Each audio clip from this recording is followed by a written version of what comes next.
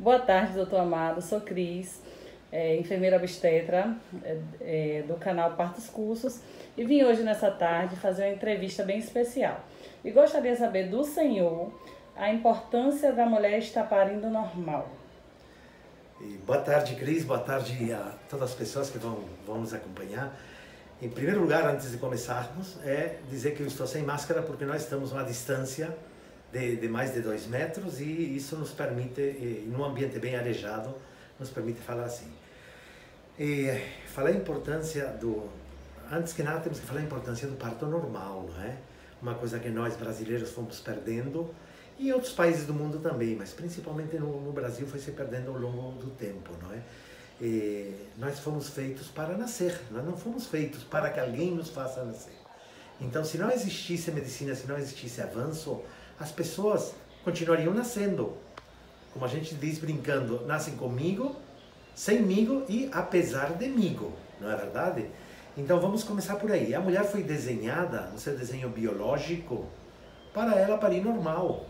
A cesariana é uma exceção que tem nos últimos 150 anos e forte mesmo nos últimos 70 anos, 60, 70 anos. Com isso nós fomos alterando o jeito de nascer em nosso país e foi virando normal o que deveria ser uma exceção. A regra que deveria ser as mulheres parirem normalmente, devendo ser ajudadas por uma equipe médica, 20% delas, 10, 15% no máximo deveriam precisar mesmo de intervenção através de um parto cesariano, e 85, 90% das mulheres deveriam parir seus partos vaginais normais, naturais, seguindo o desenho que Deus fez de nossos corpos. Bom, eu conheço um pouquinho da sua trajetória nesses últimos 10 anos de amizade e sei que você acompanhou alguns partos fora do Brasil. Pode nos contar como é essa realidade lá fora, o parir normal? Sim, eu tenho experiências de acompanhar partos no Uruguai, né, que é a minha origem, e nos Estados Unidos, que li muito, e depois tive a sorte de fazer o parto de uma filha, inclusive lá. É totalmente diferente. Lá, parir normal é uma questão de honra, tanto no Uruguai como nos Estados Unidos. Não passa pela cabeça da mulher de ter que fazer uma cesariana para parir programada, com hora marcada. Uma coisa normal, é natural. Então eu sei que eu estou grávida, vou evoluir a minha gravidez, e eu sei que a fisiologia do parto, existe um elemento que ninguém gosta, mas que está aí, que é a dor. E a dor do parto, necessária, a dor, não tem por que ser acompanhada de sofrimento. O sofrimento ele é voluntário, a pessoa aceita sofrer por aquilo que está sentindo. A dor, ela é necessária e fisiológica. É um sintoma que a hora de nascer está acontecendo. Então as pessoas não têm medo da dor, não sofrem a dor, sabem que vai vir.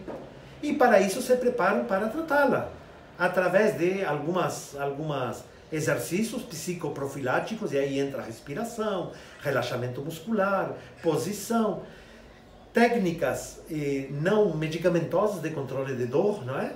Onde a pessoa se prepara antes da gravidez para fazer massagens, para ficar dentro da água, para tomar banho de água morna, para usar cavalinho, usar bola. A pessoa já se prepara mentalmente para isso que vai vir, com um acompanhante durante o parto que está preparado para isso também, através da própria equipe de pré-natalistas prepararam eles, ou através das pessoas que já é cultural isso acontecer.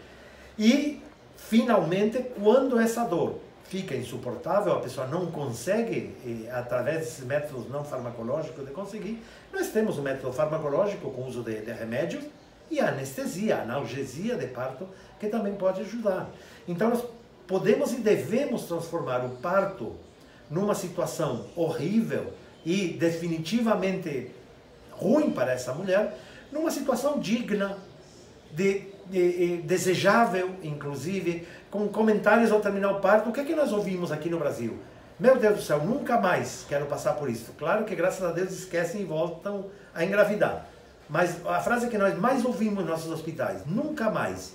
Quando deveria ser uma questão, eu vou planejar quantos filhos eu queira ter. Quero ter um, quero ter 10. Isso está na vontade de cada pessoa. Bom, doutor, quais são as indicações verídicas para uma cesariana e os riscos à mulher de se submeter a uma cirurgia de médio porte para o nascimento do seu filho? Claro.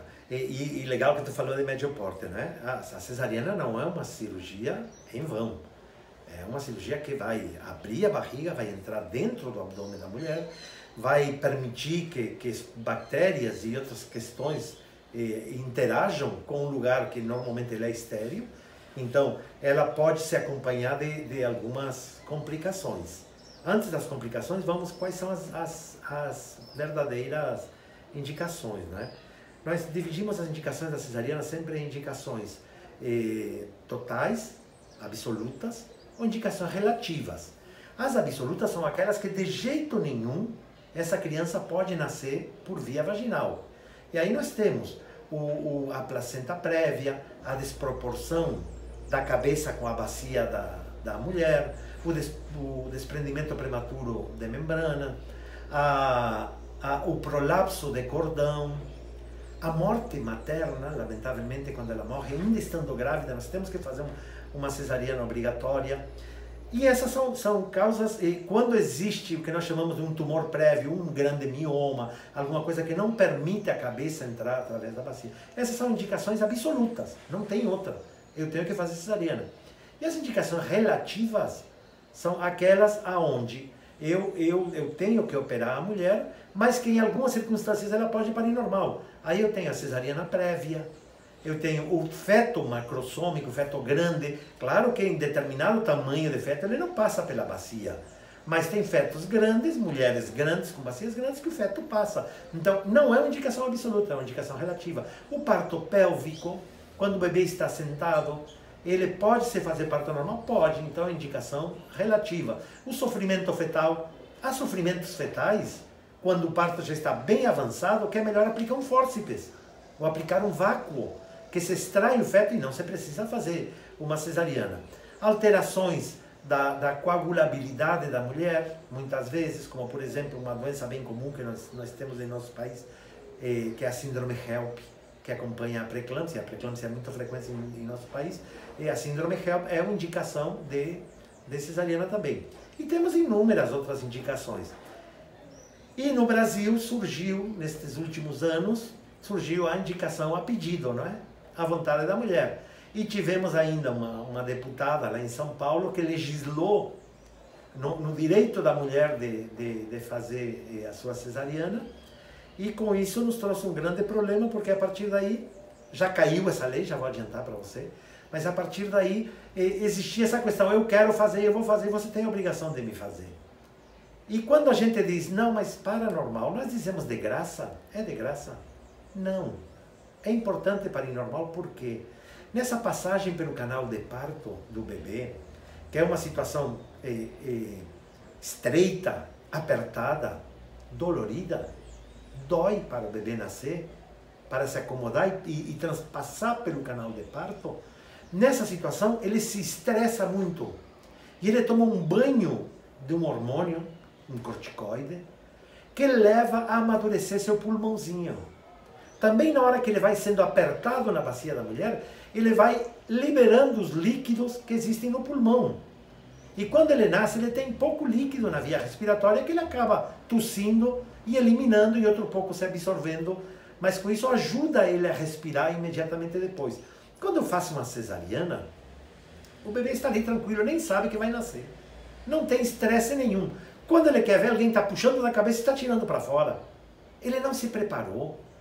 E a verdade é que nós médicos e nós que trabalhamos nessa questão do parto, nós não sabemos por que se nasce. Nós ainda não sabemos qual é o gatilho que diz, vou nascer agora.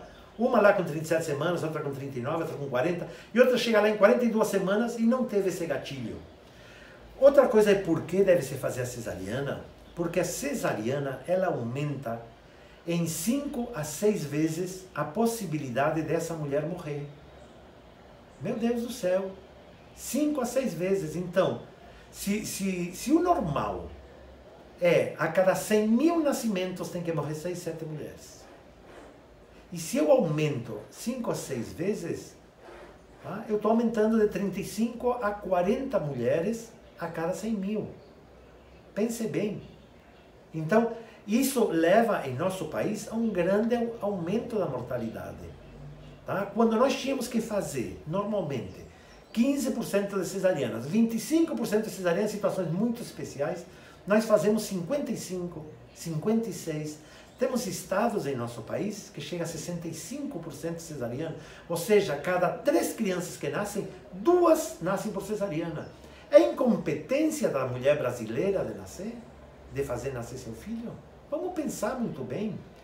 E olha que não estou falando da questão de custo, que a cesariana é mais cara, porque paga mais médicos, paga mais material, paga mais tudo. Só estou falando da questão saúde.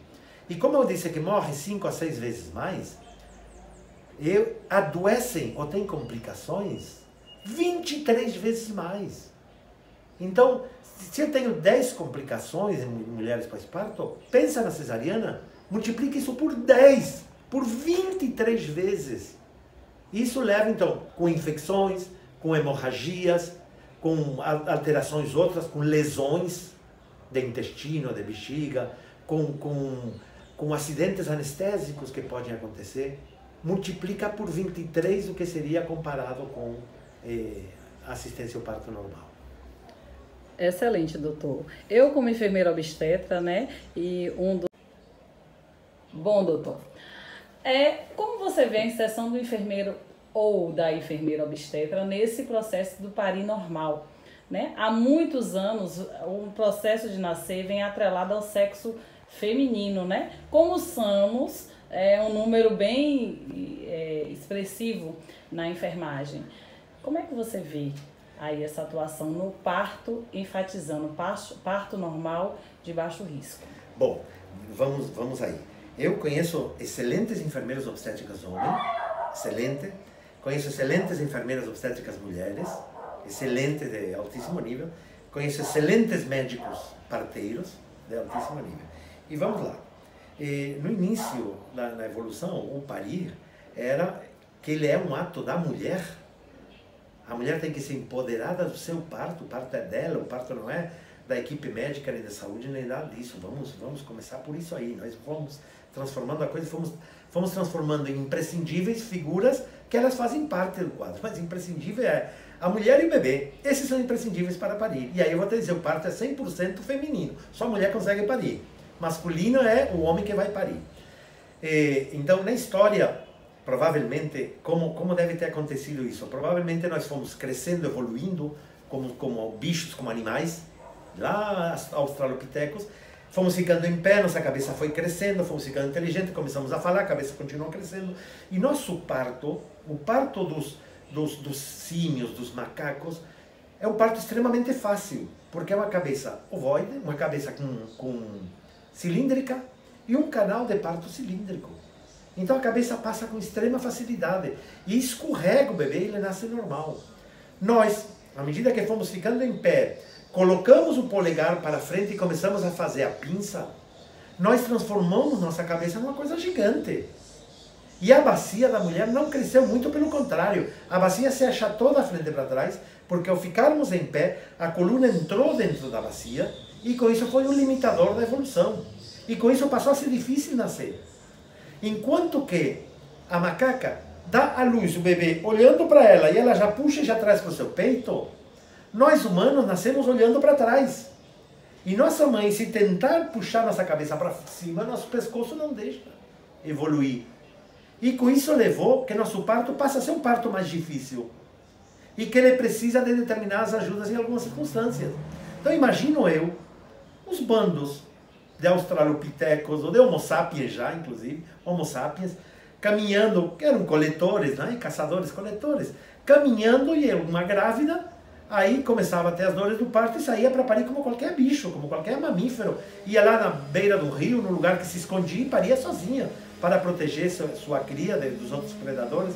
E imagino que um bando ia lá embora e depois a maioria voltava com um bebezinho e algumas não voltavam. E o bando, por curiosidade, deveria procurá-la e achava ela morta com a metade do bebê do lado de fora, ou não conseguindo nascer, ou um charco de sangue. Imagina que deveria ser uma coisa mais ou menos assim. E penso eu que muitas dessas mulheres, já com experiência de partos, a mulher começava a parir aos 13 anos, morria aos 28 anos.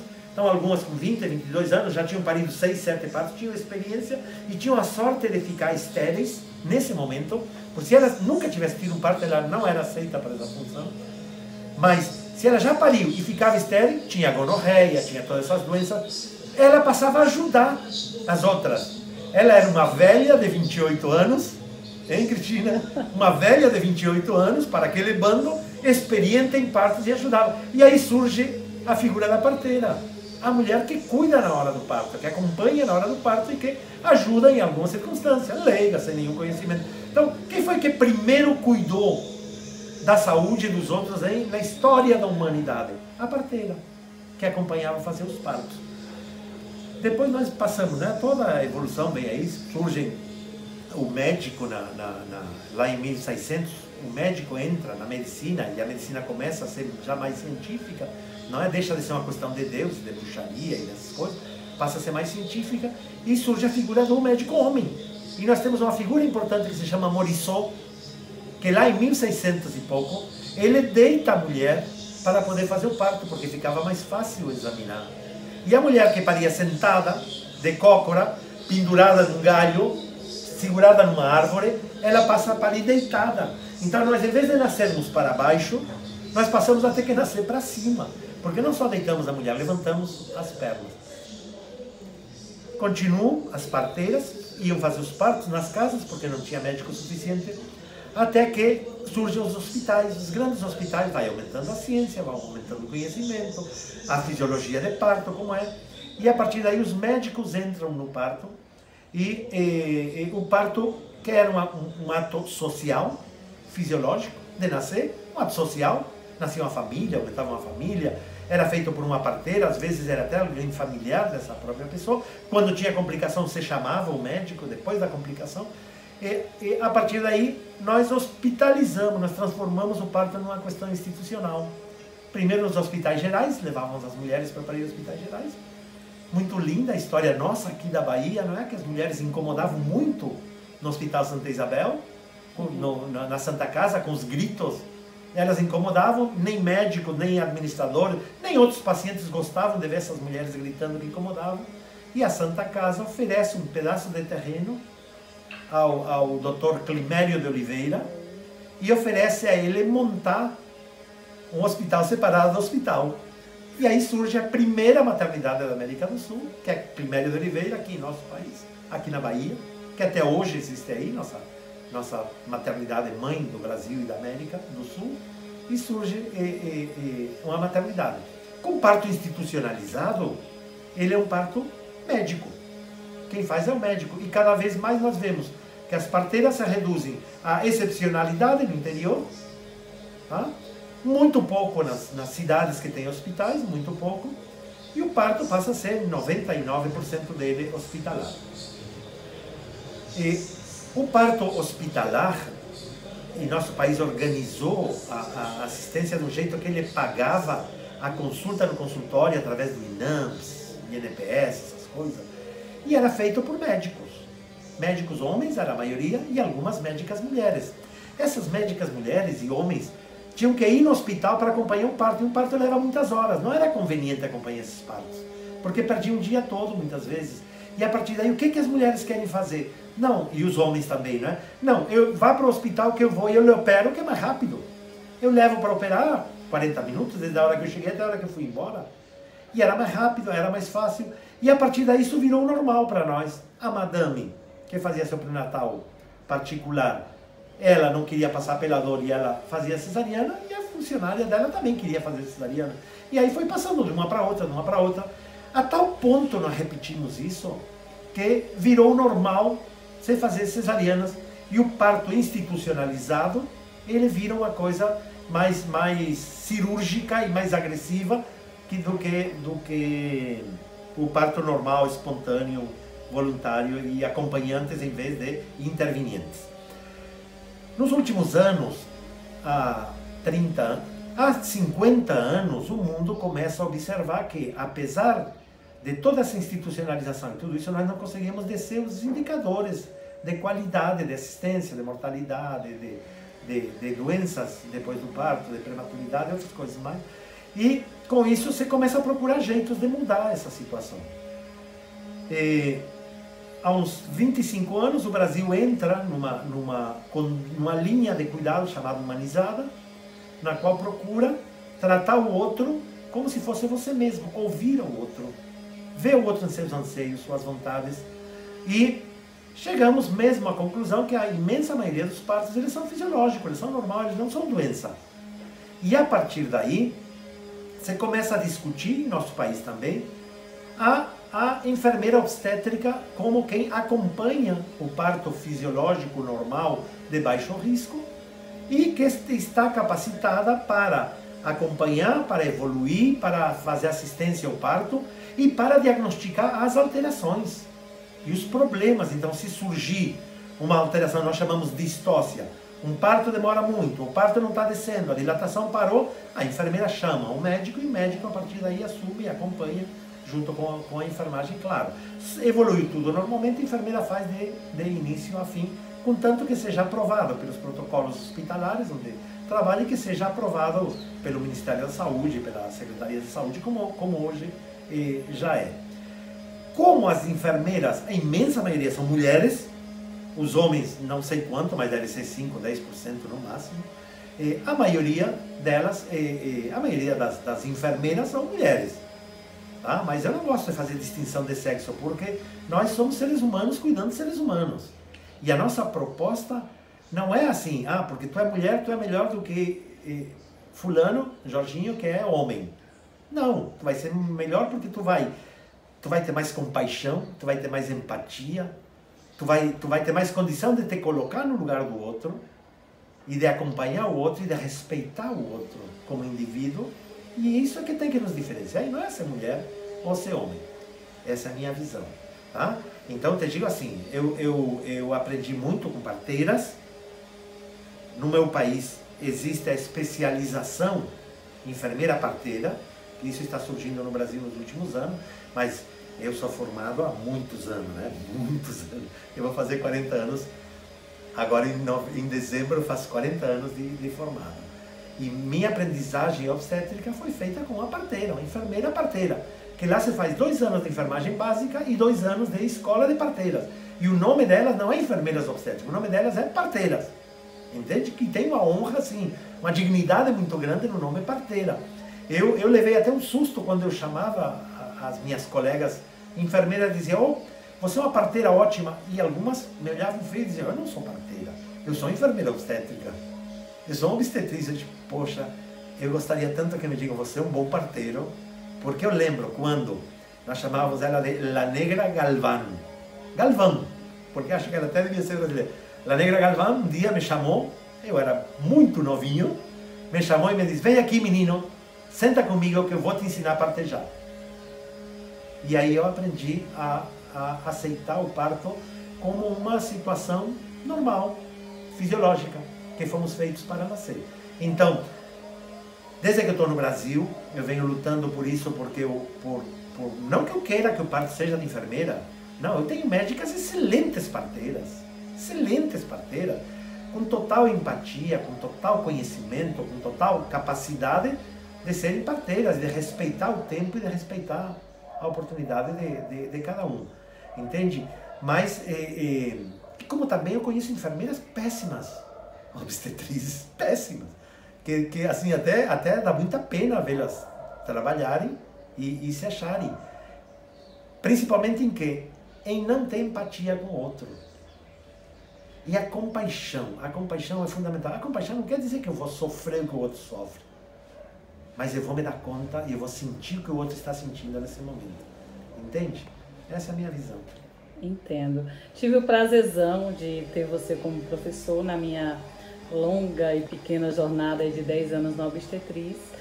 E aprendi muito a valorizar o que o corpo da mulher nos diz, o que o corpo da mulher nos traz, e atuando com essa empatia no processo de cuidar. Amado, muito obrigada por ter vindo ao meu canal, trazer umas informações tão espetaculares pra gente. Obrigada. Quem agradece sou eu.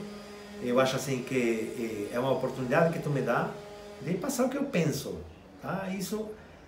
Houve uma época que eu pensava, depois um bom dia, já tem uns 13 anos, 13, 14 anos, eu disse, não vou mais pensar, vou fazer. E como primeiro passo para poder fazer, eu fechei meu consultório. E disse, sabe uma coisa, só existe saúde no SUS. É o único lugar onde eu posso fazer saúde. E a partir daí, comecei a me dedicar à obstetrícia de verdade, porque eu não posso passar por esta vida sem fazer uma coisa na qual eu acredito e que eu acho que seja digna. Não estou julgando os que não fazem isso, os cesaristas, os intervencionistas, não estou julgando, muito pelo contrário, cada um tem seu tempo. E todos nós vamos ter um tempo de rever as nossas vidas e alguns vão refazer os caminhos e outros não. Agradeço muito a oportunidade. Fica aqui meu abraço, nosso abraço está sendo assim, não é verdade? Eu gostaria de abraçar um por um todo mundo, ou saudade do tempo que a gente se beijava, se tocava, se abraçava, não é? Mas vai voltar. Então tem essa questão que para mim é muito clara, não há mal que dure 1000 anos, um dia passa e isto aqui com certeza tudo vai passar e nós voltaremos ao normal, ainda que esse seja o novo normal. Um abraço, obrigado.